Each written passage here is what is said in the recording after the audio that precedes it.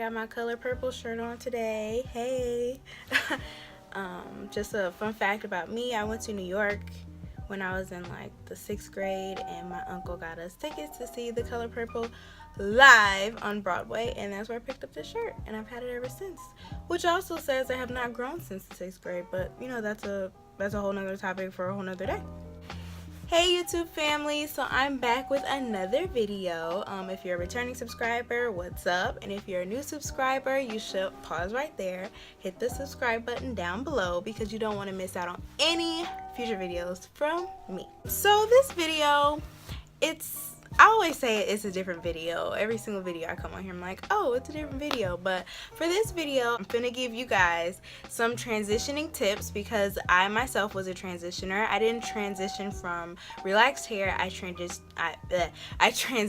from heat damage. So I kind of do understand the struggle. It can be a struggle sometimes, but I got through it, and hopefully these tips help you get through it. So let's just get started.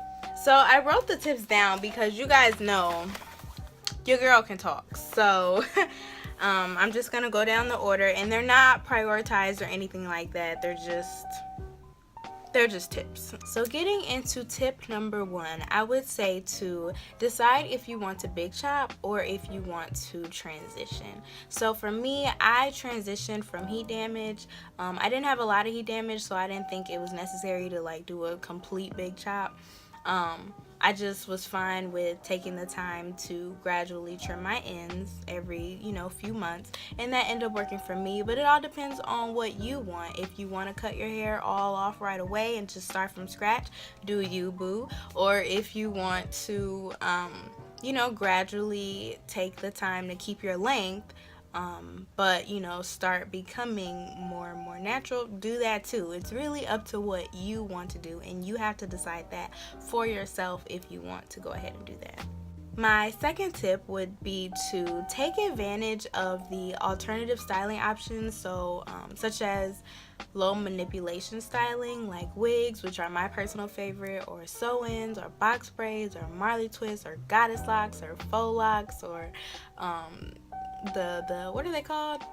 Those I think Kim Kardashian called them boxer braids, but girl, no, they're like the 2 cornrows, or the kind of braids that Beyonce had in Lemonade.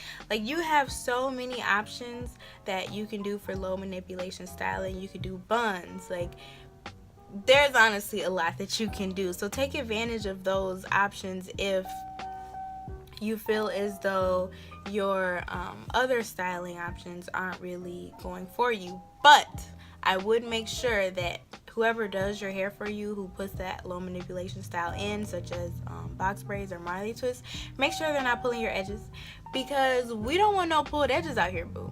Like, we need to have our edges popping just like we're gonna have this natural hair popping. You feel me? Okay. So make sure you stay away from the people who want to pull out your edges and don't want to see you win. My next tip, the third tip, is to come up with a hair routine. So, in a simple hair routine. So for me, all I do whenever I feel like my hair is getting dry, which is every like 4 to 7 days. Sometimes I could push it to 2 weeks if I'm lazy, because I'm a lazy natural. But I just do a simple routine, and it's to cleanse, condition, and to style. And you don't have to think, oh, every single Sunday I have to do this, I have to do that, I have to do that.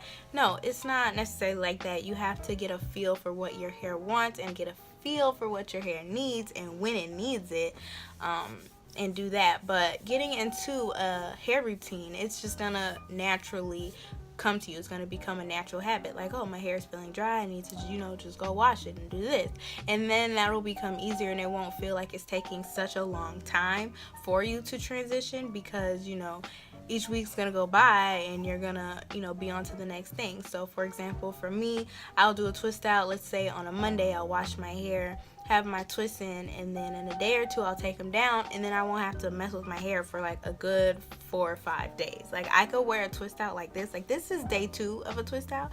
I could wear this for the rest of the week and I'll be straight. And then whenever I feel like it's time to wash again, I just do the same routine. My 4th tip would be to do twist outs, braid outs, bantu knots, anything that's not a low manipulation style or a protective style, because people think that when you're natural, you have to, only naturals, like fully natural people can do twist outs, and that is far from the truth. Because when I transitioned from my heat damage, I did twist out styles all the time, except on the ends I would just put a perm rod set. Not a perm rod set, a perm rod, and it would be like a twist and then it'd be a curl. So like a twist and curl or a braid and curl or bantu knots. You don't even have to put a roller on the end, you just knot it up and then take it down whenever it's dry. So yeah, you can do those styles, and those can be like your weekly styles that you do. So before, when I said make a hair routine, so just cleanse, condition, style your hair into like a twist out or braid out, or you know, whatever style you want, and you should be good for a few days or until your hair gets dry again and you want to change it up, and then you just go back into your regular hair routine.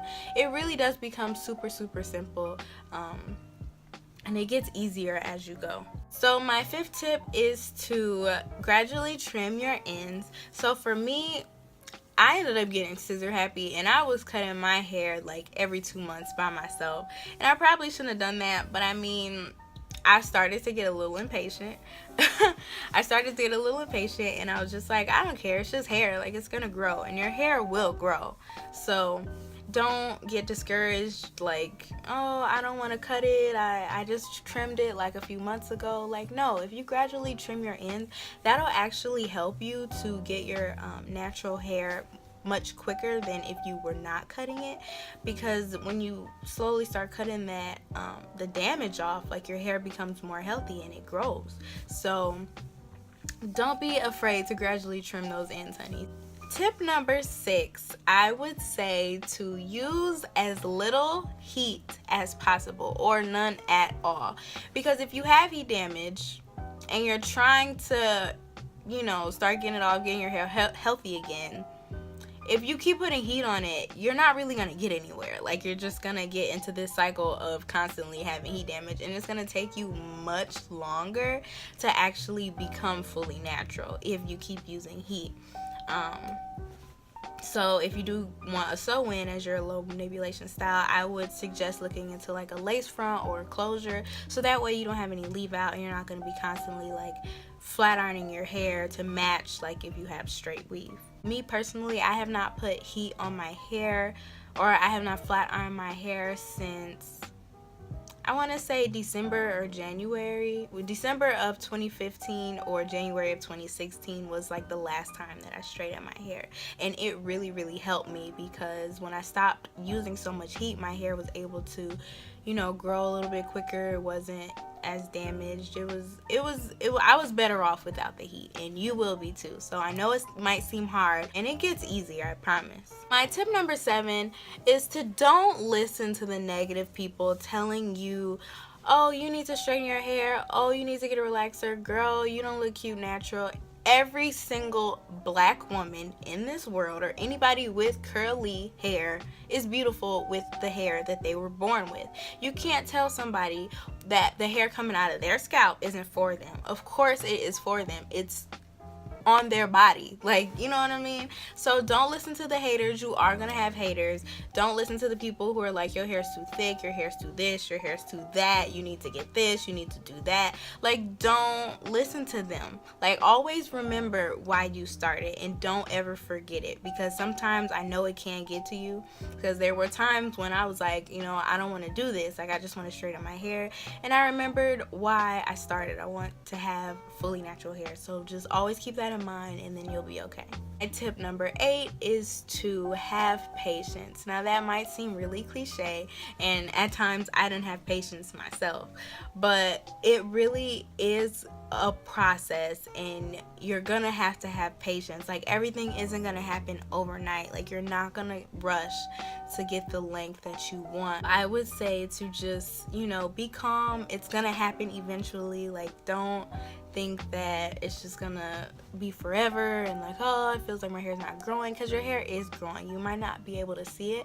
So I would say take pictures every single month, and you'll be able to see the growth that you have. Tip number 9 is to get familiar with a natural hairstylist in your area who can, you know, work with you with your hair, tell you about your hair, maybe trim your ends for you if you want. Like, but just have a natural hairstylist that you trust and knows natural hair. Make sure they know natural hair, because a lot of people in these cities say they know natural hair. They don't know natural hair. So you need to make sure you're choosing who you want wisely, and, you know, work with them on a regular basis. Go to them every few months, you know, talk about your hair, talk about the changes that's going on, because you can't do it all by yourself all the time. Sometimes you do need a little bit of help.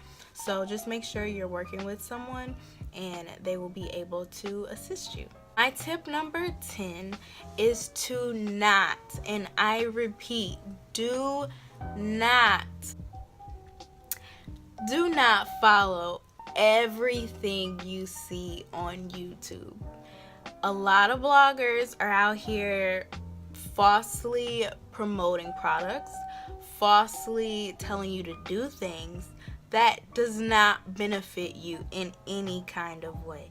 And I know it can be tempting because their hair looks like what you want to have, but trust me, it is going to be so much more beneficial if you learn your own hair first before you're like, oh, she used this product, so I gotta use this product.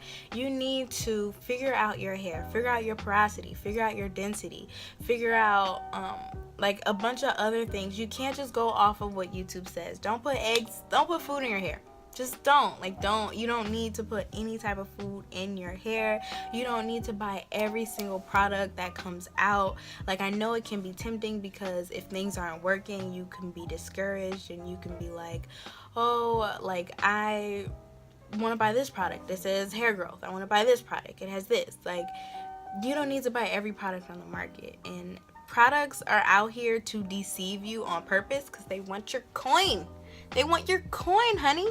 And you gotta be smart enough to know when they're trying to fool you and when they're not. So just don't be tempted by everything that YouTubers say to you on YouTube, okay? And you'll be fine. My last tip is to have realistic expectations. And that kind of goes for the YouTube bloggers as well. I know if you do a twist out, sometimes people on YouTube, they have super perfect twist out, super perfect this, super perfect that. And if you don't have that, it can be discouraging. But you have to have realistic expectations. Your hair isn't going to do everything, especially while you're transitioning. Your hair isn't going to do everything that everybody else's hair can do, and you just have to accept that. You need to embrace every single stage that you are in, regardless of how your hair comes out. Like, I have some previous videos on my channel with my hair not turning out how I wanted to, but I still embrace it, because you need to love it. You need to love you. There are little girls out here who are probably looking up to you, and you have to be a role model for them to love their hair and to want to be natural and to want to rock what is growing from their scalp. You know what I mean? So just have realistic expectations, and if it doesn't work out for you, it's okay. Like, you'll get it eventually. I still make mistakes on my hair all the time. So it's not something that's gonna come easy. It's something that's gonna take some time. So as long as you have patience, like earlier, and you're not just following the leader with everybody on YouTube and all of that stuff, you will be fine. And if you ever lose faith, or you're about to quit, or you want to give up, or you think it's not for you, please contact me. Like, I'm a very strong advocate for natural hair. I love all types of natural hair. I like short, long, curly, wavy, like kinky. I love all natural hair. I think it's all beautiful. So if you're ever feeling down, you can come to me and I will be your support system. If you don't have a support system, hit me up on my social media, hit me up on something and let me know how you're feeling, and I will help you. So I know those were a lot of tips. I think it was about 10 or 11. So I hope that this video was really helpful to all of you ladies out there who are transitioning or thinking about transitioning. If you have any questions, please leave them down below. Like, I am super happy to answer all you guys' questions. I love talking to you guys. So yeah, just let me know. Make sure you like, comment, share, and subscribe, and I will see you guys in my next video. Bye.